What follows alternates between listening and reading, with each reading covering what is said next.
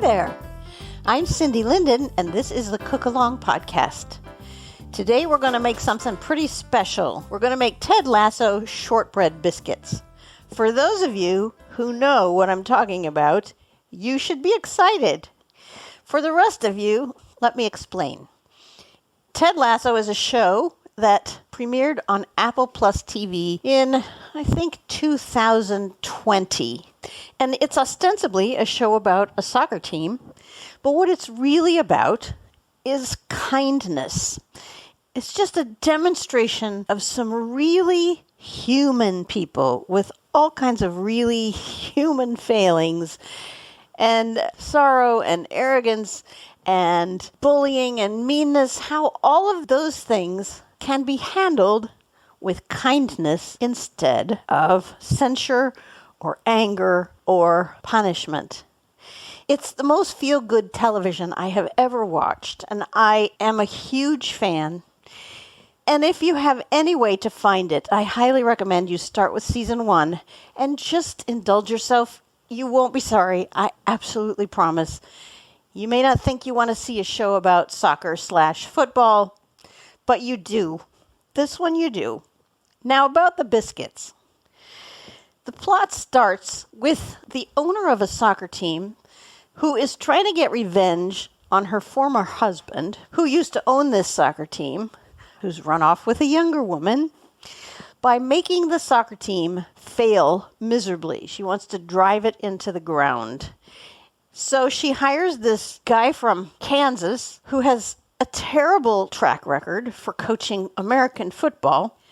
I forgot to say this takes place in England. And he comes over to England to coach the soccer team. And she's hired him because she knows he's going to fail. She knows he's going to make a travesty of the team. When he arrives, he strikes her as this kind of small town, rustic, rural kind of guy who doesn't know anything, zero zip about soccer. And he comes into her office. He has no idea, of course, that he's being hired to be a patsy. And he convinces her that he, as the coach, and she, as the team manager, need to meet every morning. She, of course, has no interest in meeting with him whatsoever, not only because she doesn't want to win, but because this is so far out of anybody she would ever hang out with. In order to convince her that she should meet him every morning, he brings her some homemade biscuits. Now, in England, what we would call cookies, they call biscuits. She doesn't want it. She's on a diet, blah, blah, blah. She isn't going to eat it. He convinces her to take one bite. And from that moment on, she is willing to meet with him every morning if he will bring her the biscuits. So the biscuits, or cookies, are a big deal. This is an approximation of what he might have been bringing her. It's actually a shortbread cookie. They're a little more crispy than the shortbread cookies I have made with you before. I like them kind of soft and melty. These are a little more crispy than that, but the flavor is irresistible. And this is another cookie that you will find, just like the team manager does on Ted Lasso, that you can't stop eating. You will eat all of the ones that are brought to you and then be looking forward to tomorrow when someone will bring you more. Here are the ingredients for this. 2.5 cups of all-purpose flour, 1 cup of powdered sugar, a teaspoon of fine sea salt, a cup of unsalted butter, a half a teaspoon of almond extract, and a teaspoon of vanilla extract. There's nothing extraordinary there. That's a pretty common shortbread ingredient list, except that the almond and the vanilla in there do something that is maybe a little over the top, more than most shortbread cookies. I actually go a little bit further even and use Penzeys Spices double vanilla when I do it, just because why not?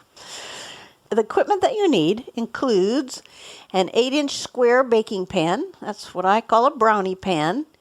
And if you have a 9-inch, you may want to try to make that a little smaller with foil or something. 9-inch will work, but they'll be really thin and crispier than I just even described. You need parchment paper. You need a food processor. You need a fork, a wire rack, a cutting board, and a sharp chef's knife.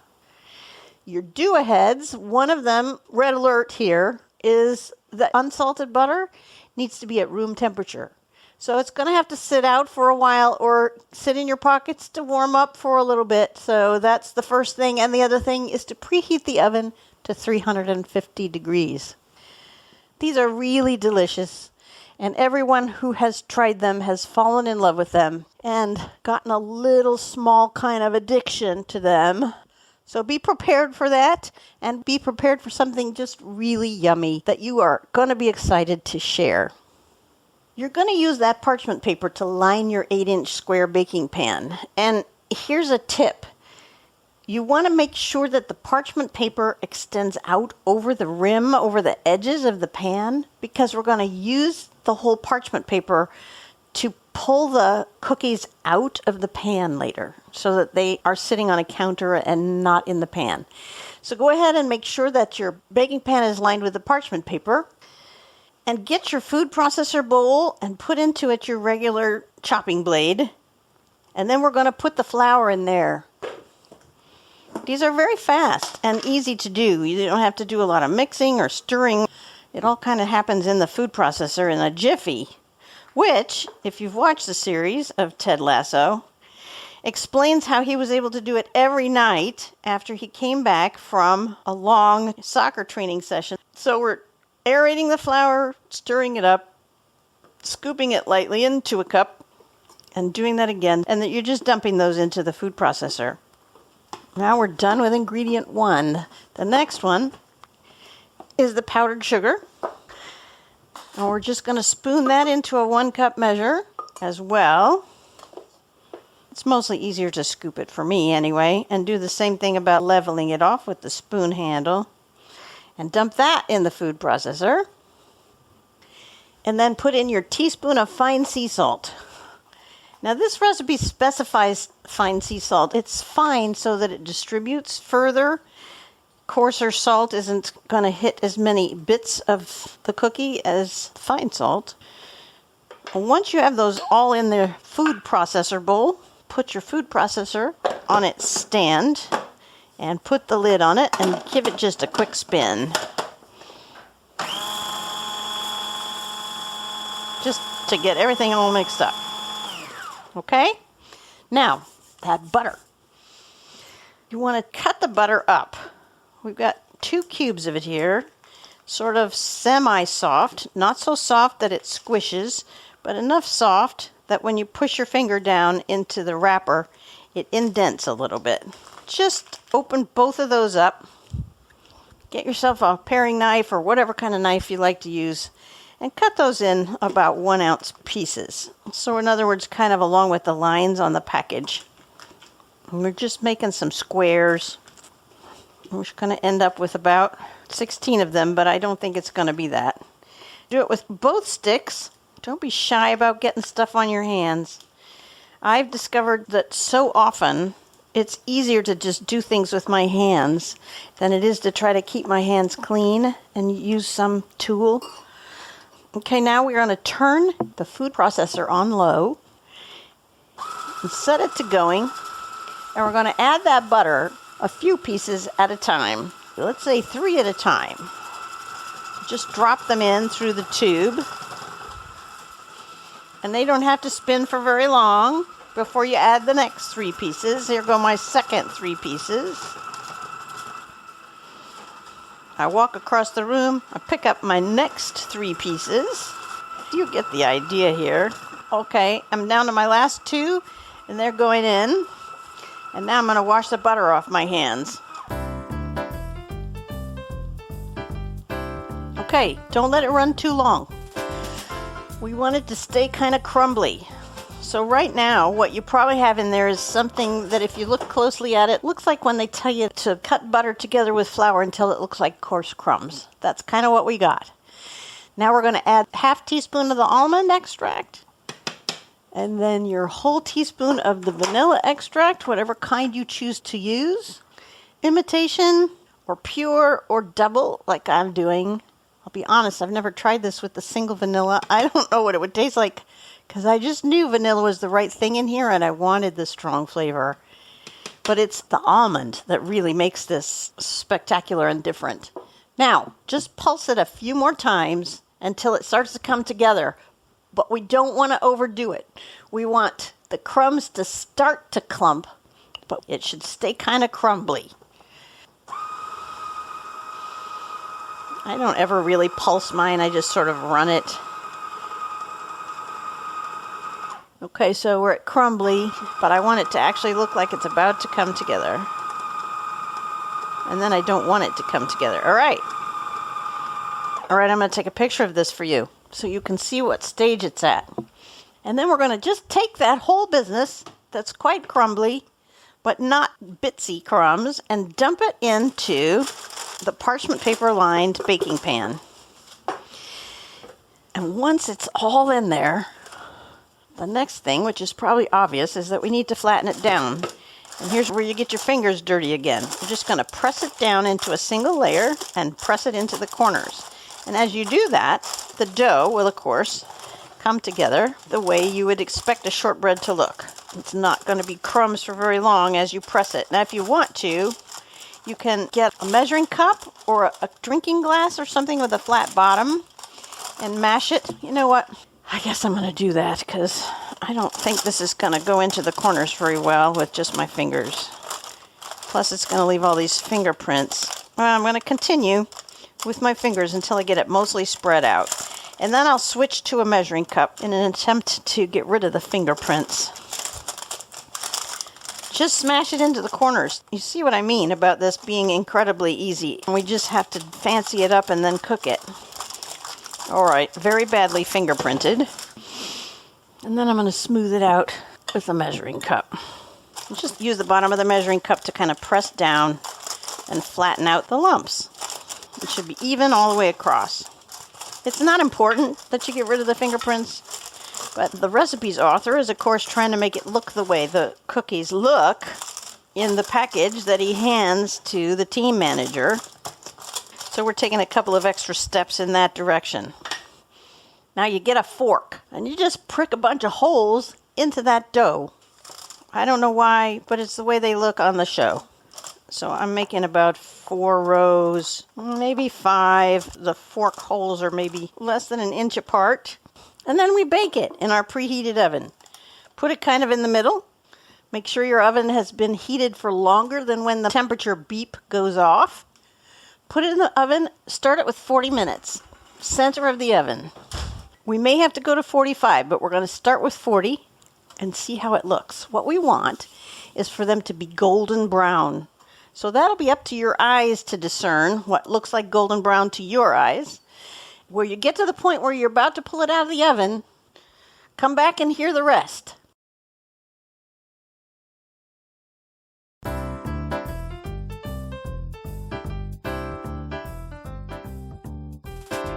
All right, my cookies have about 2 minutes to go, and I'm going to peek at them.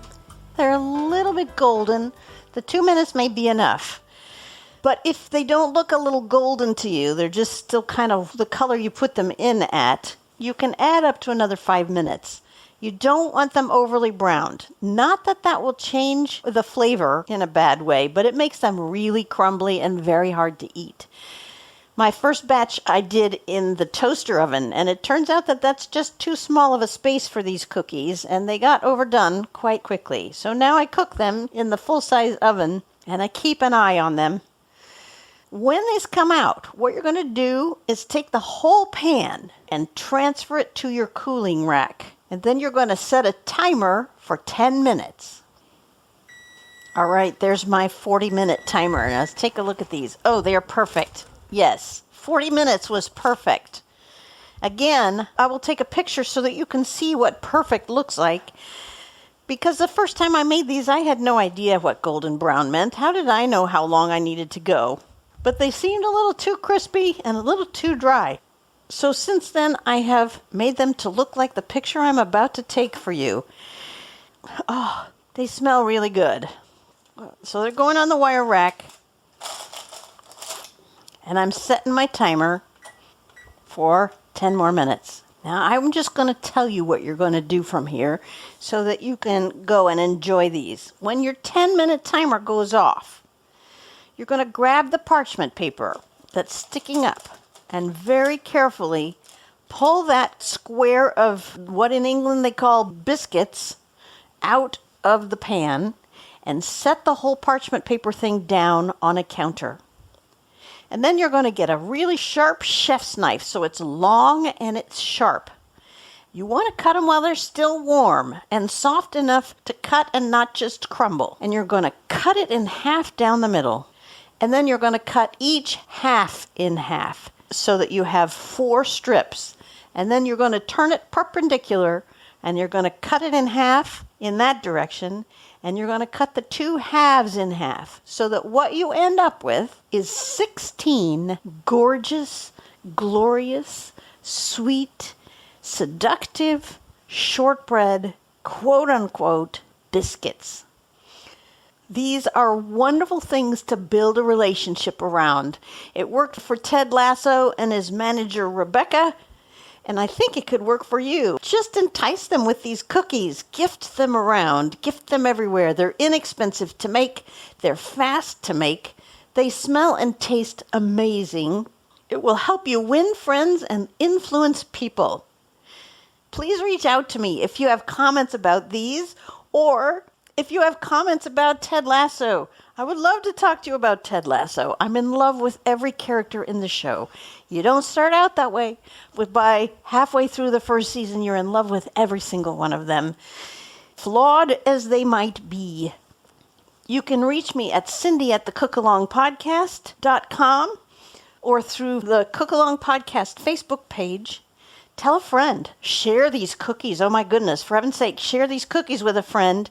Tell them where you heard the recipe so that maybe they'll go find it too and listen to that one and perhaps some other things on the cookalongpodcast.com, because by now there are so many yummy things in that podcast feed that are so easy to make that I so much want you to try.